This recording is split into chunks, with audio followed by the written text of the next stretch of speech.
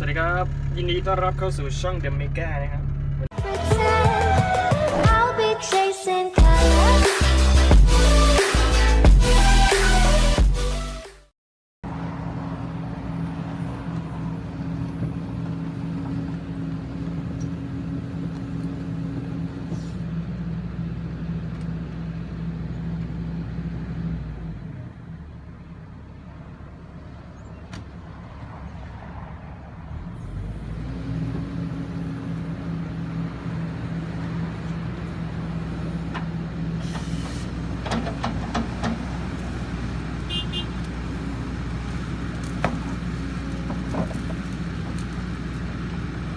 ครับ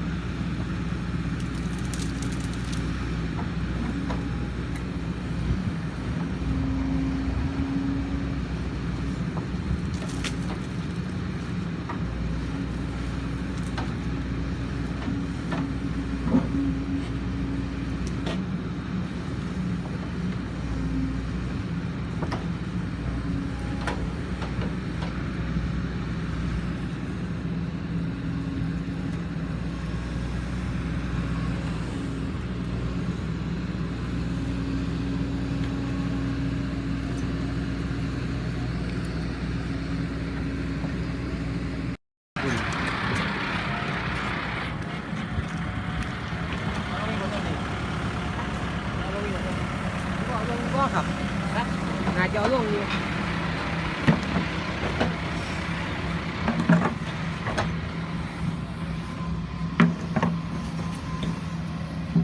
นี่ครับเรียบร้อยหนึ่งต้นผ่านไป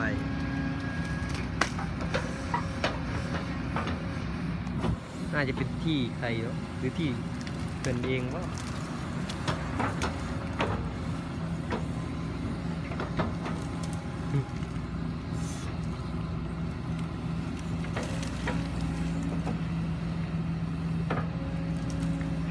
เรียกว่าไปกินตอนเที่ยงแต่ว่าอายุเว้นจะไปกินแล้ว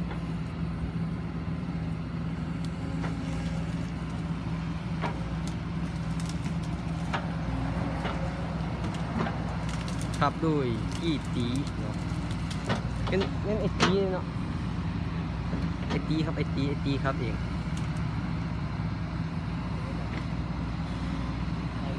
ไอวิดีโอครับนี่ครับ6 ล้อคู่สกุล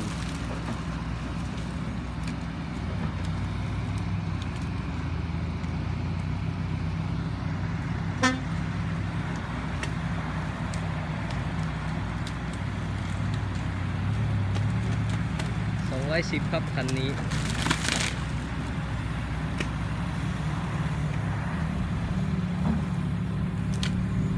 พี่เพิ่นเองบ่เพิ่นเฮ็ดหยังเฮ็ดหม่องจอดรถบ่นี่ครับจะทำโรงโม้ปูนนะครับฝากด้วยครับบริษัทคู่สกุล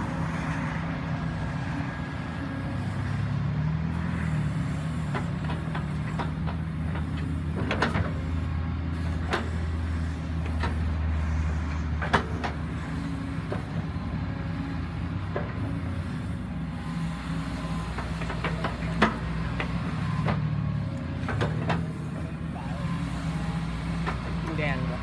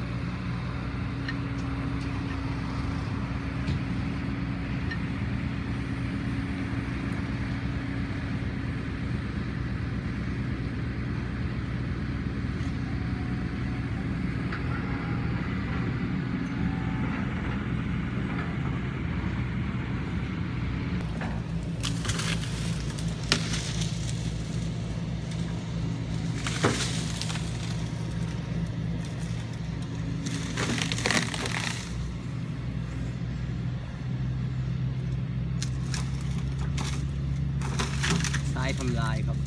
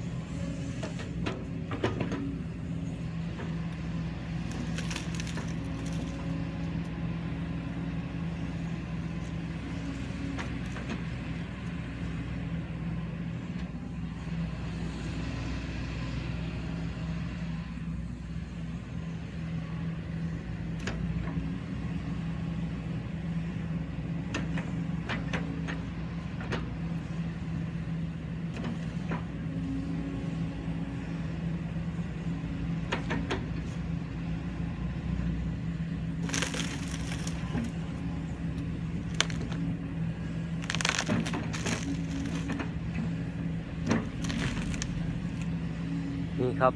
รถคู่สกุล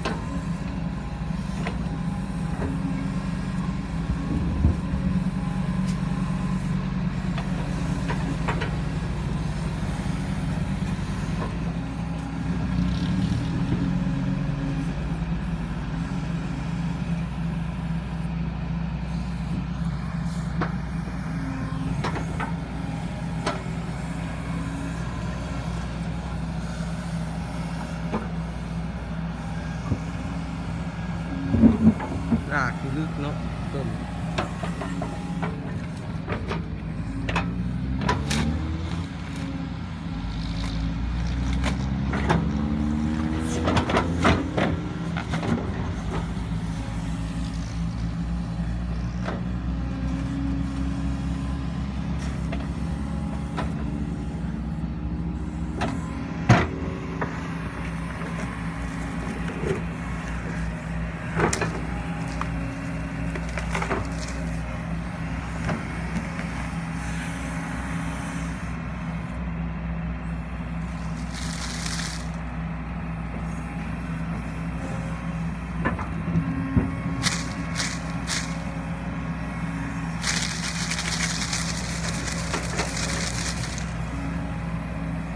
ท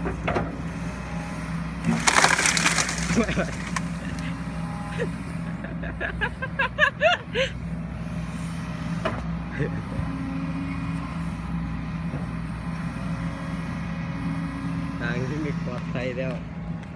ก็ไปอยู่ฝั่งอื่นครับ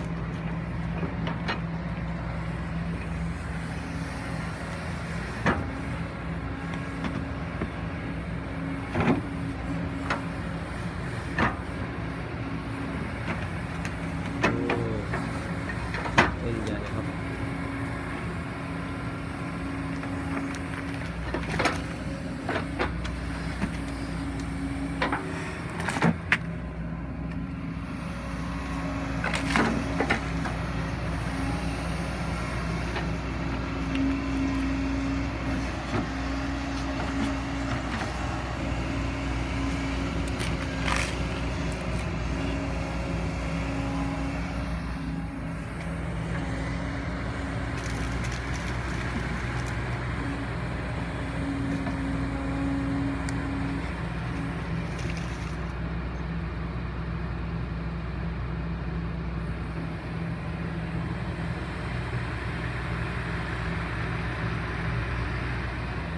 ไงดีครับ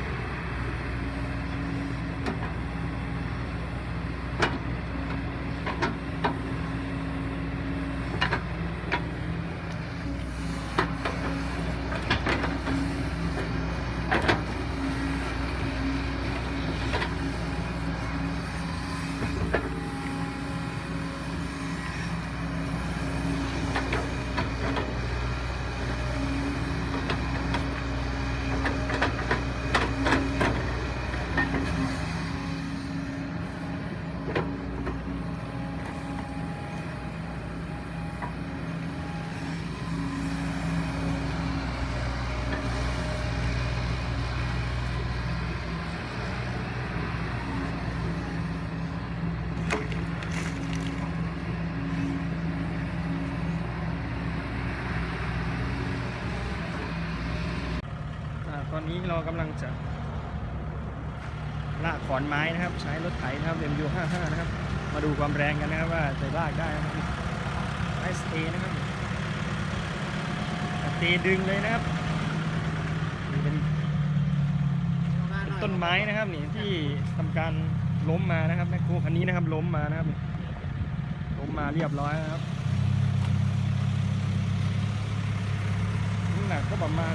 เกือบตันเลยนะครับนี่ถ้าจะตันอยู่นะครับนี่ตันนิดอยู่นะครับนี่ใหญ่อยู่นะครับว่าใหญ่อยู่นะนี่จะเอาสเตย์รถไถลากไปเลยนะครับ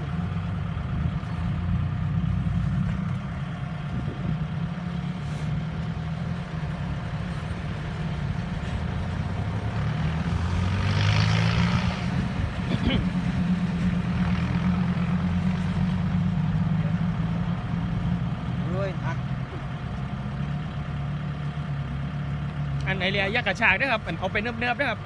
ฉากมันจะขาดครับ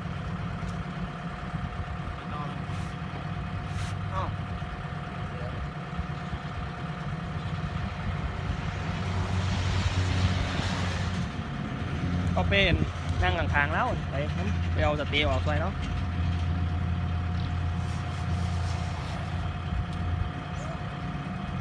กินต้มเหรอ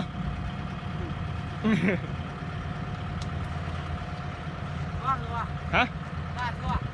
ไหนวะ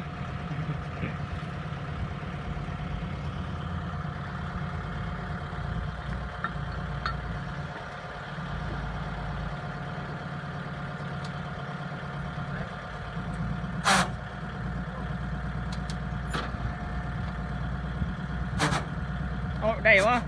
เหยียบคานลงจำ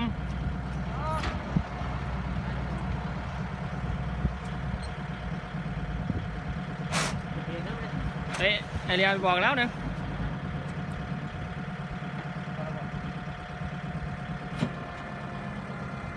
เบาๆนะเบาๆนะ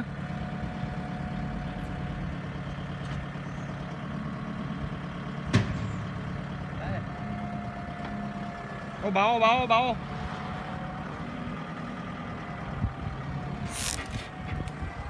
ไหวปะเนาะโอ้ไหวอยู่ครับไหวอยู่เบาเบาอ่ะ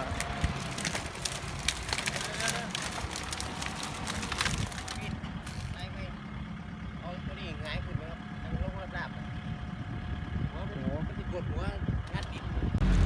นี่ครับตอนนี้กำลังลากไปแล้วนะครับ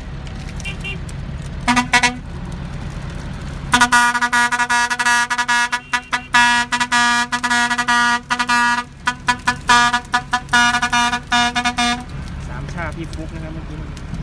โอ้ไปสบายครับ